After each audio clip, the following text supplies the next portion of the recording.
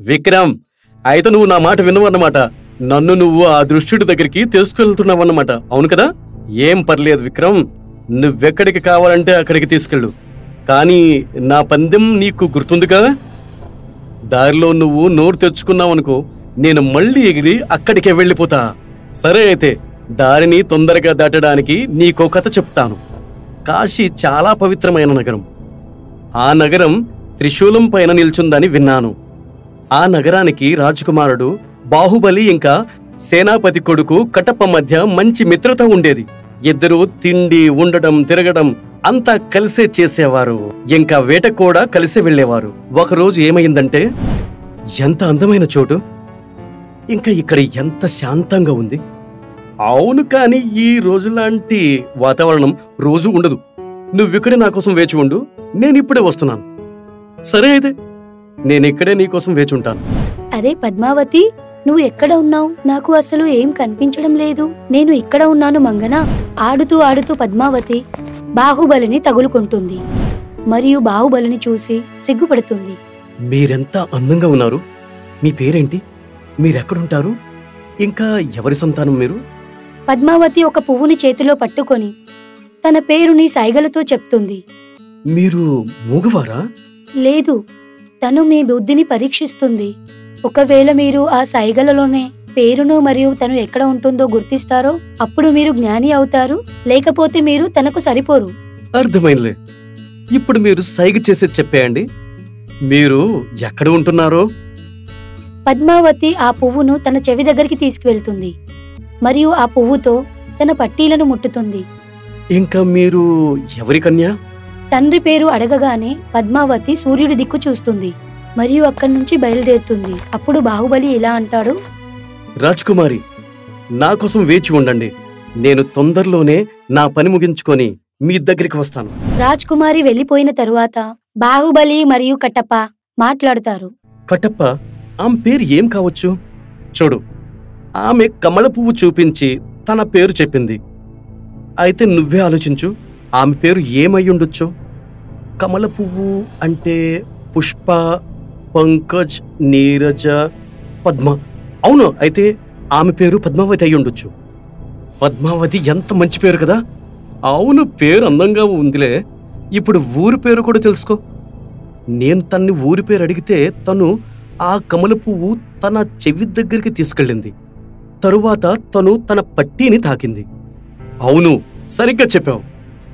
దానర్థం కమల పువ్వుని చెవులు దగ్గరికి తీసుకెళ్లడం అంటే చెవి అంటే కర్ణం. ఇంక పువ్వుతో పట్టీలని తాకింది. అవును, పట్టీలంటే నూపూర్. అవును, సమాధానం దొరికిపోయింది. కానుపూర్ అంటే ఊరి పేరు కాన్పూర్ అన్నమాట. అరే వా, నువ్వు నిజంగానే బుద్ధిమంతుడివే. అయితే సరే, తండ్రి పేరు ఎలా తెలుసుకోగలవు? నాన్న పేరు అడిగితే తను సూర్యుని వైపు చూపించింది. దీని అర్థం ఏంటంటే వాళ్ళ నాన్న పేరు సూర్యదేవుడా? బాహుబలి, ఇప్పుడు మన దగ్గర పేరు, ఊరు అంతా ఉంది. అయితే చెప్పు, ఆమె దగ్గరికి ఎప్పుడు వెళ్దాం? రేపు ఉదయాన. తరువాత రోజు బాహుబలి మరియు కట్టప్ప ఇద్దరు వేషాలు మార్చుకొని కర్ణపూర్ నగరానికి చేరుకుంటారు. నమస్కారం ముసలమ్మ. నమస్కారం బిడ్డ, వేరే దేశం వారిలా కనిపిస్తున్నారు.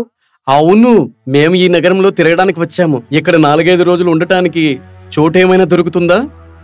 అరే బిడ్డ, 2 రోజుల గురించి ఆగాలనుకుంటే ఇక్కడే ఉండండి. వేరే వాళ్ళకి ఇచ్చేదే నాకు ఇచ్చేయండి. సరే అయితే. నగరానికి మొదటిసారిగా వచ్చారు. ఇక్కడ ఎవరినైనా గుర్తుపడతారా బిడ్డ? పరిచయమా? అవును అవును, ఒకరితో పరిచయం ఉంది. ఎవరని? వారి పేరు పద్మావతి లేదా కమల అవ్వచ్చు. ఇంకా వాళ్ళ నాన్న పేరు సూర్యకిరణం. సూర్యుడిలాగా? మీరు వైద్యరాజ్ సూర్యదేవ్ గురించి అయితే మాట్లాడట్లేదు కదా? అరే, వాళ్ళ బిడ్డ పేరు పద్మావతి. ఓహ్ అవునవును, తనే. అయితే మీరు సరైన చోటికే వచ్చారు.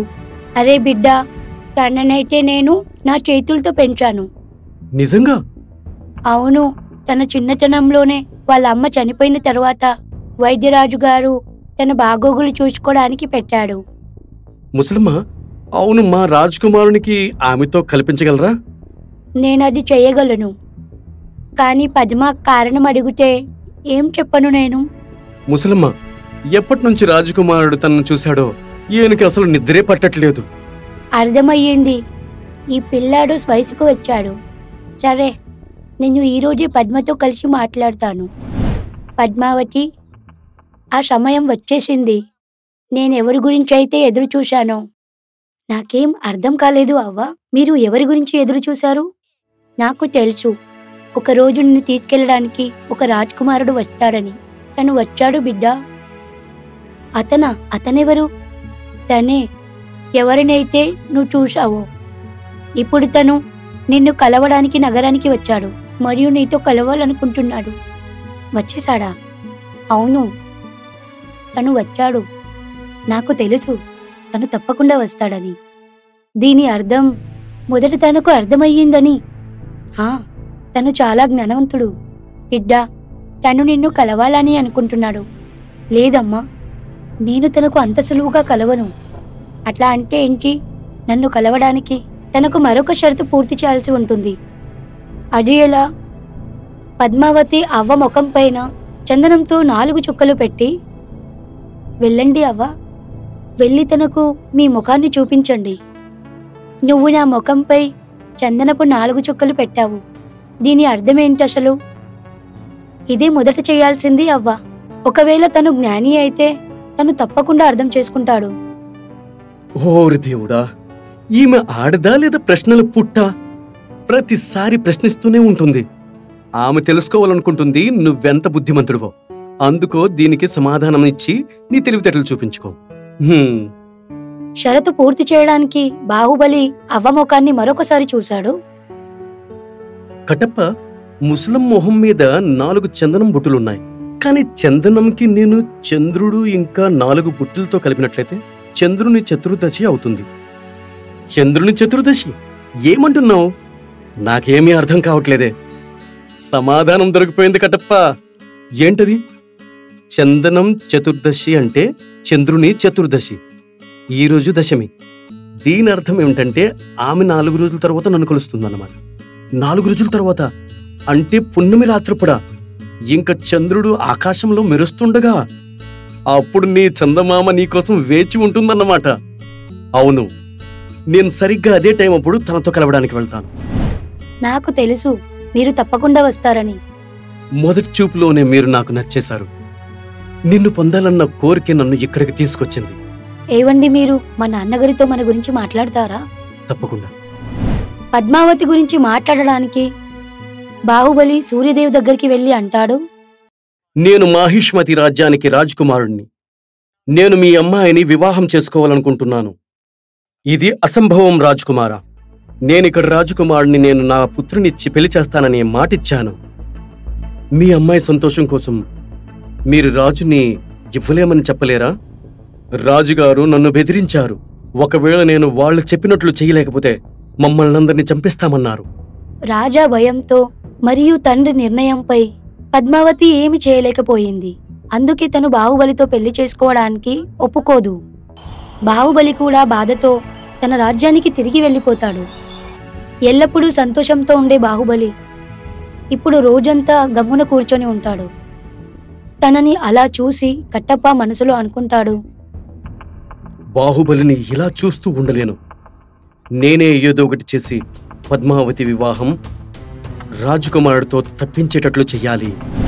అర్ధరాత్రి సమయంలో కట్టప్ప పద్మావతి వాళ్ళ ఇంటికి వెళ్ళి వాళ్ళ ఖరీదైన బంగారాన్ని దొంగిలిస్తాడు. తరువాత రోజు ఈ విషయం నగరంలో అందరికీ తెలిసిపోతుంది. రాజాకి ఈ విషయం తెలియగానే తను చాలా కోపంలో ఉంటాడు. మంత్రులారా, మాకు కాబోయే రాజకుమారి నగలు ఎవరో దొంగిలించారు. మా రాజ్యంలో దొంగతనం జరగడం, ఇంకా వాటిని తెలుసుకోలేకపోవడము, మేము ఏ విధంగా రాజకుమారికి మొహం చూపించగలము? ఎలా అయినా సరే ఆ దొంగని పట్టుకోవాల్సిందే. ఇంకా మేము 2 రోజుల్లో దొంగని పట్టుకోలేకపోతే మేము స్వయంగా ఆ వివాహాన్ని తిరస్కరిస్తాము. పద్మావతి బంగారం పోవడం వలన రాజా చాలా పెద్ద ఆలోచనలో పడిపోయాడు. అక్కడ కట్టప్ప తన యోజన ప్రకారంగా యోగి వేషంలో అదే నగరంలో బంగారం అమ్మడానికి బయలుదేరతాడు. మరియు ఈ విషయం రాజాకి తెలియగానే కట్టప్పని రాజావారి భవనంలోకి తీసుకెళ్తారు. సాధు, ఈ నగలు మీ దగ్గర ఎలా ఉన్నాయి? అంటే నువ్వు దొంగిలించావన్నమాట. లేదు రాజుగారు, ఈ నగలు నాకు మేనక గారు ఇచ్చారు. మేనక? అవును, నేను ఓ చోట తపస్సు చేస్తుండగా నా తపస్యను భంగం చేసి ఆమె నాకు ఈ నగలు తను స్వయంగా బహుమతిగా ఇచ్చి వెళ్ళింది. ఏంటి? అవును, ఆ స్త్రీ ఈ రాజ్యంలోనే ఉంటుందా? అవును, ఇంకా ఆమె పేరు పద్మావతి. పద్మావతి పేరు వినగానే రాజా ఆశ్చర్యపోతారు. ఏంటి? అయితే ఆమె ఎలా ఉంటుందో చెప్పగలవా? అవును, ఆమె చేతిపైన కమల పువ్వు పచ్చబడుతుంది. పద్మావతిని తీసుకురండి. పద్మావతిని భవనంలోకి తీసుకొస్తారు. మరియు చూడగానే తెలిసిపోతుంది, తన చేతిపై కమల పువ్వు బొమ్మ గీసి ఉంటుంది. మూర్ఖరాలా, చరిత్రహీన స్త్రీ! మంచిదయ్యింది నిన్ను పెళ్లి చేసుకోకముందే నీ చెడు అలవాట్లన్నీ తెలిసిపోయాయి. మీరు నన్ను అవమానిస్తున్నారు. ఈ కథ మొత్తం అబద్ధం. మా రాజ్యంలో ఒక నియమం ఉంది. అంటే ఏ స్త్రీ అయినా చరిత్రహీనమై ఉంటుందో అలాంటి వారిని రాజ్యం నుంచి వెలవేయడం జరుగుతుంది. నేనొక రాజుగా నేను ఈ పద్మావతిని ఈ రాజ్యం నుంచి బయటికి వెలవేస్తున్నాను. కథ విన్నావుగా విక్రమ్? అయితే ఇప్పుడు నా ప్రశ్నకి సమాధానమివ్వు. ఈ కథలో ఎవరిది తప్పు? ఎవరు పెద్ద తప్పు చేశారు? ఇంకా ఎవరు పాపం చేశారు? విక్రమ్కి తెలుసు, ఒకవేళ బేతాళుని ప్రశ్నలకు సమాధానం ఇస్తే అప్పుడు బేతాళ్ మాయమైపోతాడని. అయినా కాని విక్రమ్ బేతాళునికి సమాధానం ఇస్తాడు. భేతా, అన్నిటికంటే పెద్ద తప్పు ఇంకా పాపం రాజు చేశాడు. అదెలా? ఏ రాజైతే తప్పుని సరిగ్గా తెలుసుకోకుండా శిక్షిస్తాడో వాడు నిజంగా తప్పు చేసేవాడవుతాడు, పాపం చేసేవాడవుతాడు. అయితే నీకు కటప్ప తప్పు ఏమీ కనిపించలేదా? లేదు, కటప్ప తన మిత్రుని మంచి కోసమే అంతా చేశాడు.